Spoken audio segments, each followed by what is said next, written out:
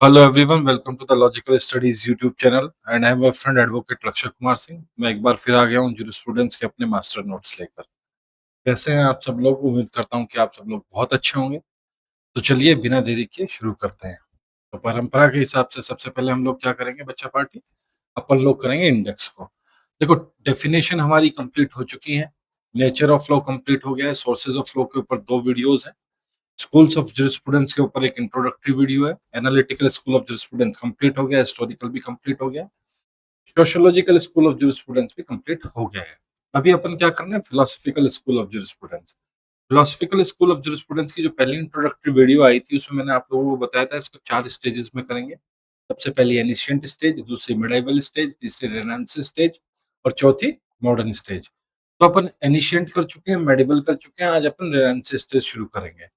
तो एनिशिएंट में हमने किस किस को कर लिया है? सोक्रेट्स को कर लिया है, प्लेटो को कर लिया है, एरिस्टोटल को कर लिया है, और मार्कस टूलियस सिसेरो को किया है, और जेनो ऑफ सिटियम को किया है। मेडिवल में अपन ने किसको किया है? सेंट थॉमस एक्विनस को किया है और सेंट ऑरिलस ऑगस्टीन को किया है। मेडिवल में 2 ही थिंकर थे। आज अपन रेनांस से स्टार्ट करने जाने हैं। पुनर्जागरण काल में क्या न्याय शास्त्र की विचारधारा थी, इसमें अपन सबसे पहले करेंगे थॉमस हॉब्स को, और थॉमस हॉब्स के साथ अपन क्या करेंगे? सोशल कॉन्ट्रैक्ट की थ्योरी। और चैनल पे मैंने जूरिस्प्रूडेंस करके एक प्लेलिस्ट बनाई है, वहां से आप सारी वीडियोस क्या कर सकते हैं? एक्सेस कर सकते हैं। और एक और चीज, टेम्पलेट पे क्या है ना, जो स्कूल्स ऑफ जूरिस्प्रूडेंस की वीडियो है, जैसे एनालिटिकल स्कूल की वीडियो है, तो उसकी सारी वीडियोस पर कोड है ए, मतलब पहली video A1 A2 A3 A4 like this. Same is the case with historical, sociological and philosophical. तो चलिए बिना देर किए शुरू करते हैं। तो रेनांसी पीरियड के बारे में एक बार देख लेते हैं। 14वीं शताब्दी से 17वीं शताब्दी तक ये पीरियड चला है। दिस पीरियड ऑफ रिनासेंस या रिनांसे बोलते हैं, पुनर्जागरण कहते हैं इसको। In the history of the development of natural law में also be called the modern classical era. मतलब 14वीं शताब्दी से लेकर 17वीं शताब्दी तक जो विकास हुआ है नेचुरल लॉ का, उसमें इतिहास में इसको आप मॉडर्न मॉडर्न क्लासिकल एरा भी कह सकते हैं, which is marked by rationalism and emergence of new ideas in different field of knowledge. इस दौरान मतलब रैशनलिज्म का उदय होता है और नए नए ideas in different field of knowledge आपको देखने को मिलते हैं। A very important theory which emerged in this time period was the social contract theory। और इस समय में जो सबसे इंपॉर्टेंट थ्योरी निकलकर सामने आती है उसको अपन कहते हैं सोशल कॉन्ट्रैक्ट थ्योरी। अपना पूरा आज का लेक्चर इसी contract theory, social contract theory के आसपास घूमने वाला है। आगे भी आपको बहुत सारे थिंकर्स की सोशल कॉन्ट्रैक्ट थ्योरी देखने को मिलेगी, लेकिन आज अपन इसको थॉमस हॉब्स के पर्सपेक्टिव से समझेंगे। सोशल कॉन्ट्रैक्ट थ्योरी को अपन कहेंगे हिंदी में समाज अनुबंध। सोशल हो गया समाज, और कॉन्ट्रैक्ट अनुबंध आप इसको कह सकते हैं। वैसे कॉन्ट्रैक्ट का मतलब संविदा होता है, लेकिन यहाँ पर इसके पर्सपेक्टिव में मीनिंग चेंज होगा। तो समाज अनुबंध या सामाजिक अनुबंध थ्योरी, सामाजिक अनुबंध, राइट। इससे आपको पता लगता है कोई किसी तरह का सोशल कॉन्ट्रैक्ट की बात हो रही है, तो ये होगा सामाजिक अनुबंध। सोशल कॉन्ट्रैक्ट थ्योरी क्या कहती है? According to this theory, there is a state of nature in which there are no rights and no duties on anyone. Then human beings came together and formed social contract. That is basically a contract that everyone has a certain rights, and those rights are enforced by putting certain duties on everyone. तो अब अगर आप ये 4 लाइनें समझ लेते हैं तो पूरा का पूरा लेक्चर आपको बहुत अच्छे से ये समझ में आ जाएगा।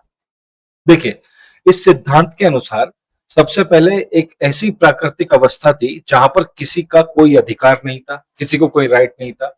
न्यू ड्यूटीज मतलब उनके कोई दायित्व भी नहीं थे, उनके कोई कर्तव्य भी नहीं थे। ठीक है, लोग एकदम स्वतंत्र थे, पर सुरक्षा व्यवस्था का अभाव था जबरदस्त। मतलब जब कोई राइट ही नहीं है, कोई ड्यूटी नहीं है, लोग एकदम इंडिपेंडेंट है, कुछ भी करे जा रहे हैं, लेकिन सुरक्षा उनकी किसके जिम्मे थी? खुद के जिम्मे थी। आपको कोई आ जाए, कोई मार दे, कोई पीट दे, कोई जान से आपको मार दे, कोई पूछने वाला नहीं था, और विक्टिम को कोई कंपनसेशन नहीं था, एक्यूज को कोई सजा नहीं थी। ठीक है, बाद में क्या किया लोगों ने, मतलब जो लोग थे, मनुष्य थे, उन्होंने क्या किया? आपसी सहमति से एक सामाजिक अनुबंध बनाया, आपसी सहमति से एक सोशल कॉन्ट्रैक्ट बनाया। और इस अनुबंध में क्या क्या था? इसमें यह था कि हर व्यक्ति के कुछ निश्चित अधिकार होंगे। Every individual will have a definite rights and definite duties. कुछ निश्चित अधिकार होंगे। अधिकारों में क्या था? जैसे जीवन, राइट टू लाइफ, संपत्ति, स्वतंत्रता आदि। और इन अधिकारों की रक्षा के लिए कुछ कर्तव्य भी इंपोज किए जाने थे, कुछ ड्यूटीज भी इंपोज की जाने थे, जैसे कानून को मानना, दूसरे के अधिकारों का सम्मान करना, ठीक है। और इस कॉन्ट्रैक्ट को ओबे करने के लिए, मतलब इन अनुबंधों का पालन करने के लिए और अधिकारों की रक्षा करने हेतु राज्य सरकार की स्थापना होती है, राज्य की या सरकार की स्थापना होती है, जो कानून लागू करती है और व्यवस्था बनाए रखती है। तो हम इसको इस तरीके से ऐसे भी रख सकते हैं सामने। कैसे रखेंगे कि पहले ऐसी व्यवस्था नहीं थी कि लोग स्वतंत्र थे, कोई सुरक्षा व्यवस्था नहीं थी, फिर लोगों ने क्या किया, मिलके लोगों ने क्या किया, अपने आप में एक साथ मिलके एक सामाजिक अनुबंध की स्थापना की। उस सामाजिक अनुबंध के तहत हर व्यक्ति को कुछ अधिकार दिए गए, जिसमें संपत्ति का अधिकार, जीवन का अधिकार और कुछ कर्तव्य भी लोगों के ऊपर इम्पोज किए गए कि इस अनुबंध को मानना है, ठीक है, और दूसरे के अधिकारों की रक्षा करनी है।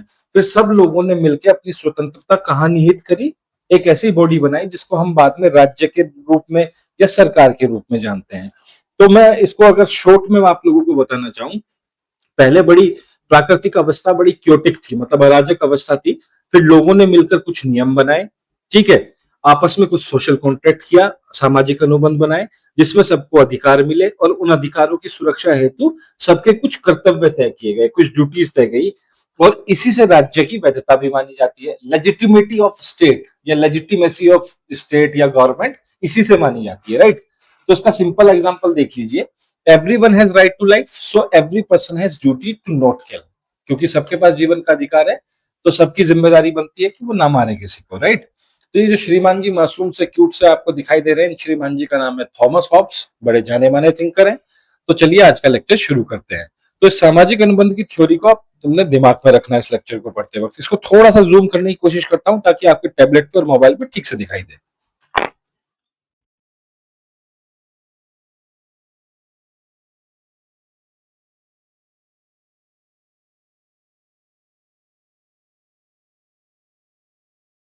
आई थिंक ये ठीक है। तो थॉमस हॉब जो थे श्रीमान जी, ये पैदा हुए थे 5 अप्रैल 1588 को। कहां पर? वेस्टपोर्ट में, विल्टशायर में, इंग्लैंड में।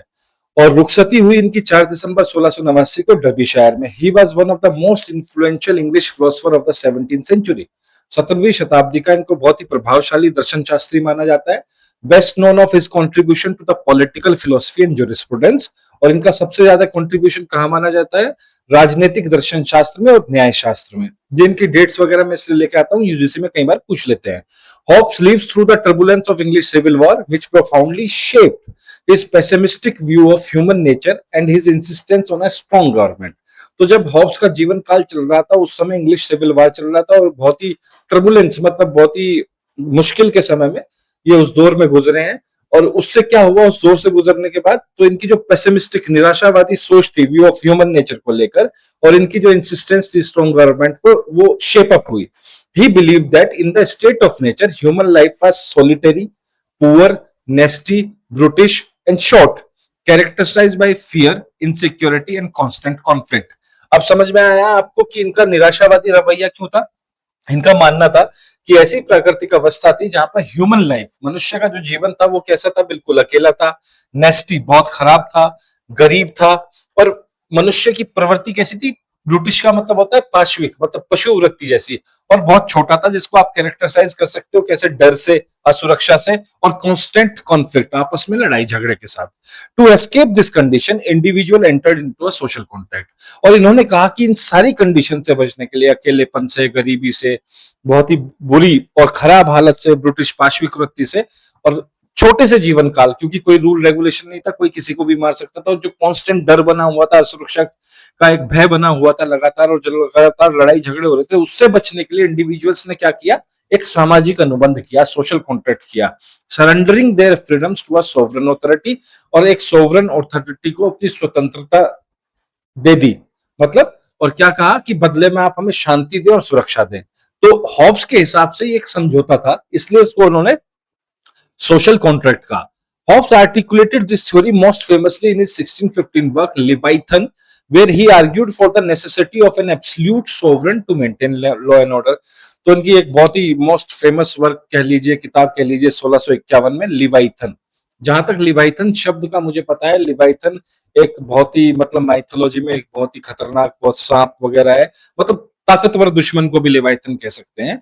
तो उन्होंने इसमें लिखा, कहा कि नेसेसिटी ऑफ एब्सोल्यूट सोवरेन, हमें एक एब्सोल्यूट सोवरेन अथॉरिटी की भयंकर तरीके से जरूरत है जो लॉ एंड ऑर्डर को मेंटेन कर सके। हॉब्स के लिए law was not merely council but a command. Hobbes कहते थे कि जो लॉ है ना, कानून जो है, वो कोई सलाह या मशवरा नहीं है। सलाह या मशवरा जैसा नहीं है कि आपको किसी को नहीं मारना है, आपको अच्छे से रहना है, आपको सामाजिक कल्याण के कार्य करने हैं, आपको झूठ नहीं बोलना है। नहीं, ये सलाह नहीं है, ये आदेश है। किसका? सोवरेन का, issued by the sovereign to ensure stability. और लॉ किस लिए? लॉ का एंड पर्पस क्या हुआ उनके हिसाब से? स्टेबिलिटी को मेंटेन करना। So he distinguished between natural law, which provides moral principles inherent in human nature, and positive law, which is the sovereign command. तो इन्होंने एक अंतर बताया किसके बीच में? प्राकृतिक विधि के बीच में, नेचुरल लॉ के बीच में, और किसके बीच में? पॉजिटिव लॉ के बीच में। इनके हिसाब से नेचुरल लॉ क्या था? वो कुछ नैतिक सिद्धांत देता है जो इनहेरेंट है, अंतर्निहित है। कहाँ? मानवीय व्यवहार में। हम पैदा होते ना, मतलब हमारे नैतिक सिद्धांत क्या है? हमें अच्छा करना है, हमें सत्य बोलना है, हमें किसी निर्दोष को नहीं सताना है, किसी को दुख नहीं देना है, राइट? जिस तरह के। और पॉजिटिव लॉ क्या है? पॉजिटिव लॉ को ये क्या कहते थे? सोवरेन की कमांड मानते थे, एक संप्रभु का आदेश मानते थे। इनके बीच में इन्होंने एक अंतर बताया। Hobbes is often regarded as a precursor to the legal positivism. Precursor कहते हैं बच्चों अग्रणी, अग्रगामी, जो सबसे आगे लेके चला हो। तो इनको अग्रता माना जाता है। किसका? पॉजिटिविज्म का। इनका जोर किस चीज पे था? Emphasizing that the validity of law depend on it's source rather than it's moral content. तो ये कहते थे कि लॉ की, जो कानून की विधि की वैधता है, कि उसको वैध माना जाए, लीगल माना जाए, ठीक माना जाए, एक्सेप्ट किया जाए, वो किस चीज पर डिपेंड करती है? कि ये कहां से आया, इसका स्रोत क्या है, बजाय कि इसके नैतिक सिद्धांत क्या है। ठीक है, यहां तक ठीक है। तो हॉब्स मानते थे कानून की वैधता डिपेंड करती है उसके स्रोत पर, उसके सोर्स पर, ना कि उसके मॉरल कंटेंट पर। चलिए अब देख लेते हैं इसके क्या कहते हैं टेबुलर फॉर्म में। फुल नेम है इनका श्री थॉमस हॉब्स। ये श्री मैं लगा देता हूं। चलिए, Shri Thomas Hobbes English philosopher रहे हैं। Date of birth, 5 April 1588, 4 December 1679। Live through English civil war, मतलब इन्होंने काफी कष्ट देखे हैं, कह सकते हैं। Title father of modern political philosophy, एक टाइटल इनके पास है। Precursor to the legal positivism. Contribution क्या है? सोशल कॉन्ट्रैक्ट थ्योरी दी है। Sovereign authority ensure peace. इनके हिसाब से जो सोवरेन अथॉरिटी है वही शांति बहाल करती है। सेंट्रल आइडिया क्या है? State of nature is equal to war of all against all, right? ठीक है, एब्सोल्यूट सोवरेन नेसेसरी है शांति और कानून व्यवस्था को कायम करने के लिए। लीगेसी, परंपरा को देख लीजिए, इन्होंने इन्फ्लुएंस किया किसको? लॉके को, जॉन लॉके को, रोसो को, मॉडर्न ज्यूरिस्प्रूडेंस में, राइट? इनको पढ़ेंगे हम आगे। फाउंडेशन ऑफ पॉलिटिकल थ्योरी, और कीवर्ड्स क्या है? Leviathan, De Cive, De Corpore और Behemoth, right? Articulate, social contract and sovereignty. इन सारे कामों में इन्होंने इसका संग्रह किया है। आगे चलते हैं, हॉब्स की सोशल कॉन्ट्रैक्ट थ्योरी एक बार देख लेते हैं। Thomas hob begins his theory with the idea of state of nature. मतलब थॉमस हॉब्स अपनी थ्योरी को कहां से शुरू करते हैं? एक ऐसी प्राकृतिक अवस्था की बात कर रहे हैं, एक ऐसी कंडीशन की जहां पर सरकार नहीं है, नो गवर्नमेंट, कोई अथॉरिटी एग्जिस्ट नहीं करती है। इन दिस स्टेट, ऐसी अवस्था में individual are guided by self interest. और इंडिविजुअल कैसे गाइडेड होते हैं? अपने खुद के सेल्फ इंटरेस्ट से। उनके लिए जो अच्छा होता है, जो अपनी सोच से वो सोच सकते हैं कि ये मेरे लिए बेस्ट है, तो वो उस हिसाब से काम करते हैं, राइट? सेल्फ इंटरेस्ट से गाइडेड होते हैं, फियर एंड डिजायर से गाइडेड होते हैं, डर से गाइड होते हैं, इच्छाओं से गाइड होते हैं, विच इनएविटेबली लीड टू कॉन्फ्लिक्ट। और इसकी वजह से क्या होता है? कॉन्फ्लिक्ट होता है, झगड़े होते हैं, लड़ाई झगड़े होते हैं, उनके आपस में संघर्ष होते हैं दूसरे इंडिविजुअल्स के साथ। लाइफ हियर, यहां पर जीवन कैसा है थॉमस हॉब्स के हिसाब से? Hobbes famously described is solitary, मतलब अकेलापन है मनुष्य के पास। इस प्राकृतिक अवस्था की बात हो रही है बच्चों, इस प्राकृतिक अवस्था की, जहां पे कोई सरकार नहीं है, कोई अथॉरिटी नहीं है। तो इनके हिसाब से जीवन कैसा है? अकेला है, पुअर है, गरीब है लोग, नेस्टी हैं, बहुत बुरी हालत में है, पशु वृत्ति उनके अंदर है, और जीवन काल बहुत छोटा है। Constant insecurity and the fear of violent death make the state of nature unbearable. और जो कॉन्स्टेंट इनसिक्योरिटी, लगातार जो उनके बीच में असुरक्षा का भाव है, और कभी भी उनकी मृत्यु हो सकती है बहुत ही खतरनाक तरीके से, इससे क्या हुआ? इसको काफी अनबियरेबल स्टेट हो जाती है ये। तो उन्होंने कहा कि इससे बचने के लिए, इस क्योस से बचने के लिए इंडिविजुअल्स इकट्ठा हुए, एग्री हुए, सहमत हुए सोशल कॉन्ट्रैक्ट के लिए, एक सोशल कॉन्ट्रैक्ट के लिए। और इस कॉन्ट्रैक्ट के थ्रू हर व्यक्ति ने सरेंडर करी अपनी कुछ freedoms, certain freedoms, and transfer their power to sovereign authority. यहाँ पर सर्टेन फ्रीडम्स को सरेंडर करने से मतलब ये है कि पहले ऐसी अवस्था थी आप कुछ भी कर सकते थे, किसी को मार रहे हो, किसी को पीट रहे हो, कहीं भी बैठ रहे हो, कुछ भी खा रहे हो, किसी का भी शिकार कर रहे हो, फिर अपनी गुफा में चले जा रहे हो, राइट? जो पहले होता था खाओ पियो शिकार करो गुफा में चले जाओ ऐश करो, यहाँ पे इन्होंने कहा कि आपने सरेंडर करी अपनी फ्रीडम। क्या फ्रीडम सरेंडर करी? अगर आप चाहते हैं कि आप सुरक्षित रहें तो आप दूसरे को भी सुरक्षा की भावना प्रदान करेंगे। If you don't want yourself to get kill, तो आपको भी दूसरे को नहीं मारना है, ठीक है। सरेंडर सर्टेन फ्रीडम मतलब मनमौजी रवैया, वो उन्होंने सरेंडर किया और ट्रांसफर करी अपनी शक्तियां किसको? सॉवरेन अथॉरिटी को। ये सॉवरेन अथॉरिटी पहले से नहीं थी, ये इन्हीं इंडिविजुअल्स के बीच में से बनी। This sovereign, weather a monarch मतलब या तो कोई राजा मान लो या कोई अथॉरिटी मान लो या कोई असेंबली यानी कि सभा मान लो, ये एब्सोल्यूट रूलर बनते हैं बाद में। और इनका जिम्मेदारी दायित्व क्या होता है? ये शांति लाएंगे, सुरक्षा देंगे और व्यवस्था को बनाकर रखेंगे। ये था सोशल कॉन्ट्रैक्ट।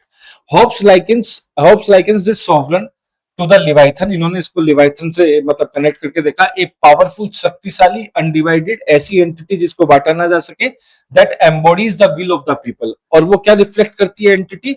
लोगों की इच्छा, एंड एंश्योर स्टेबिलिटी। और क्या लेकर आती है? स्थायित्व लेकर आती है, right. For Hobbes law is not advice. Hobbes के लिए लॉ कोई सलाह मशवरा नहीं है, बल्कि एक आदेश है जो कहां से इशू होता है? सोवरन से इशू होता है और रेगुलेट करता है किसको? सोसाइटी को कंट्रोल करता है। रेगुलेट का दूसरा मतलब होता है कंट्रोल करना।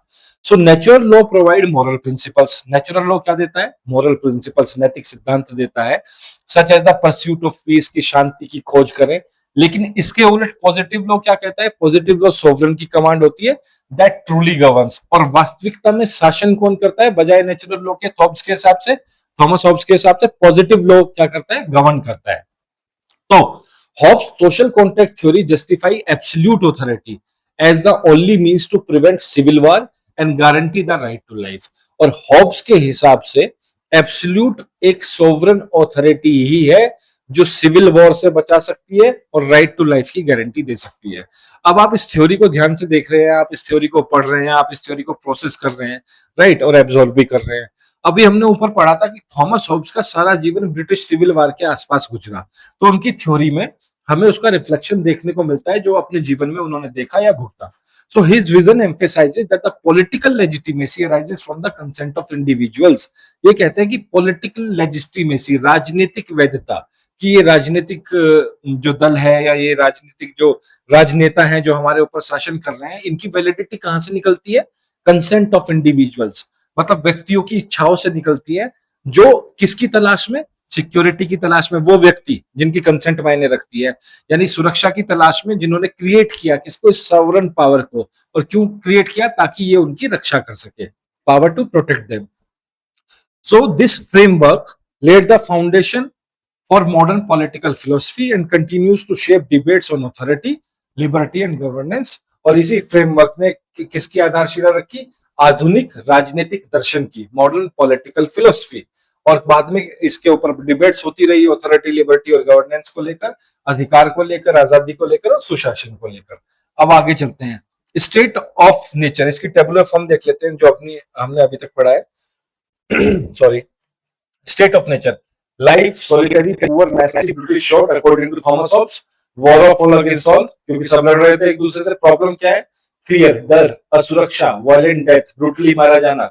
No authority, constant conflict. Solution क्या था? Social contract. इंडिविजुअल ने सरेंडर करी अपनी सर्टेन फ्रीडम्स, किसको बनाने के लिए? सॉवरेन को बनाने के लिए। बाद में सॉवरेन ने क्या इंश्योर किया? शांति, कानून और व्यवस्था, राइट। एब्सोल्यूट अथॉरिटी था ये सॉवरेन। उसके बाद आते हैं अपन लॉ पे। नेचुरल लॉ क्या है? Moral principles. पॉजिटिव लॉ क्या है? सॉवरेन की कमांड। और law is not council, law कोई सलाह मशवरा नहीं है थॉमस हॉब्स के हिसाब से, बट एक आदेश है। और लक्ष्य क्या था? सुरक्षा, स्थायित्व और प्रिजर्वेशन ऑफ लाइफ, जीवन का बचाव, और प्रिवेंट सिविल वॉर। लीगेसी क्या है? Foundation of modern political philosophy. और इन्फ्लुएंस किया इन्होंने लॉके को, रोसे को, लीगल पॉजिटिविज्म को। अब इनका क्रिटिसिज्म देख लेते हैं, इनकी आलोचना किसने की, क्यों की। Hobbes philosophy through ground breaking, दो ग्राउंड ब्रेकिंग माना गया, has been criticised on several ground. पहला तो क्या था इसका? His view of human nature is considered excessively pessimistic. तो थॉमस हॉब्स का जो व्यू था, मतलब जो विचारधारा थी थॉमस हॉब्स की मानवीय व्यवहार को लेके, वो काफी निराशावादी थी। क्योंकि देखने को मिलता है ना कि वो कौन से शब्द इस्तेमाल करते हैं? सॉलिटरी, अकेलापन, गरीबी, बहुत बुरी दशा, पशुवृत्ति और छोटा जीवन। हॉब्स ने इग्नोर किया cooperative and social motives that also define humanity. तो आलोचकों का कहना है, क्रिटिक्स का कहना है कि ये जो भैया थे हॉब्स भैया, इन्होंने इग्नोर कर दिया कोऑपरेटिव और सोशल इंस्टिंक्ट्स को ह्यूमन बीइंग के, जो ह्यूमैनिटी को डिफाइन करते हैं कि ह्यूमन बीइंग्स कोऑपरेटिव में भी थे, झुंड में भी रहते थे, उनके बीच में आपस में भी सोसाइटीज चलती थी। Second, his insistence on absolute sovereignty has been attacked as a justification for authoritarianism, living little room for liberty और इंडिविजुअल राइट। जो ये एब्सोल्यूट सोवरेनिटी की मांग करते हैं थॉमस हॉब्स बार बार, ये क्या करता है, ये कोई भी रूम मतलब कोई भी मतलब ज्यादा स्पेस नहीं छोड़ता लिबर्टी के लिए और इंडिविजुअल राइट्स के लिए। तो ये था इनका क्रिटिसिज्म। आगे चलते हैं, आगे भी है, अरे क्या बात है। Thinkers like Locke and Rossouw argued that the government must be limited and accountable, not absolute. दो विचारक हैं, ये भी बहुत महान विचारक हैं, जॉन लॉगे नेचुरल स्कूल के, रोसो, इन्होंने ये आर्ग्यूमेंट दिया गवर्नमेंट मस्ट बी लिमिटेड, सरकारें जो होनी थोड़ी रेस्ट्रिक्ट होनी चाहिए, अकाउंटेबल जवाबदेह होनी चाहिए, ना कि absolute. Hobbes' distinction between natural law and positive law, while innovative, gave supremacy to sovereign command. इन्होंने supremacy दी sovereign command को, reducing law to mere power rather than moral principles. ये यहाँ पर इससे नाराज हैं कि law को इन्होंने केवल शक्ति के रूप में दिखाया, ना कि नैतिक सिद्धांतों के रूप में. This made him precursor to the legal positivism, और legal positivism यही करता है, इसी वजह से आप कहते हैं कि ये legal positivism के अग्रदूत थे. But also due criticism from natural law, और इसी वजह से इनको नेचुरल लॉ की तरफ से क्रिटिसिज्म मिलता है, नेचुरल लॉ थ्योरिस्ट की वजह नेचुरल लॉ थ्योरिस्ट की तरफ से. वो insisted that law must be tied to justice, क्योंकि नेचुरल लॉ थ्योरिस्ट कहते हैं कि लॉ का काम क्या होना चाहिए, न्याय प्रदान करना, ठीक है, न्याय के आसपास ही लॉ को रिवॉल्व करना चाहिए. Finally his dismissal of customary common law, जो प्रथागत कॉमन लॉ है उसको डिसमिस किया इन्होंने. ये अपने आप में ही काफी एम्बिग्युअस, ठीक है, राइट, एम्बिग्युअस का मतलब होता है अस्पष्ट.